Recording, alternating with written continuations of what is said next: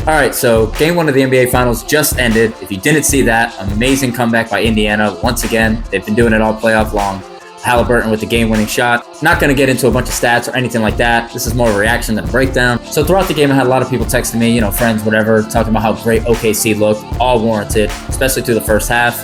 They forced Indiana to 19 turnovers in the first half. That's a record for a half in NBA playoff history. Through 3.5 quarters, they looked like the more dominant team. Had their biggest lead in the game at that point, 14 in the fourth quarter. But for whatever reason, that's where Indiana likes to be. In my last video, I mentioned Nimhard, how I really like him. I thought he's underrated. He shined late. Neesmith shined late. Turner shined late. And obviously, Haliburton closing out the game with another clutch shot. They've done this every single round.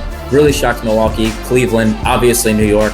Indiana is playing 48 minutes better than any team in the league right now, and that's what's keeping them alive. They never quit. They keep fighting. Rick Carlisle is a great coach. OKC was a little unbalanced on offense as usual. Most of the points coming from SGA. But Lou Dort had a bunch of elbow threes he doesn't always make, coupled with amazing defense. Jalen Williams was on and off, but he still shined in a lot of moments. And the Thunder defense was as good as it could be through 3 quarters. They just didn't get the job done. OKC dominated most of this game, and during that time, one thing that I kept mentioning to other people was that through 3 quarters, the Thunder defense couldn't have been any better, and yet Indiana was still kind of floating there, down by about 10 to 12 points that entire time. Haliburton had less than 20 points, so it's not like he had a crazy game. It's just that Indiana never stops fighting.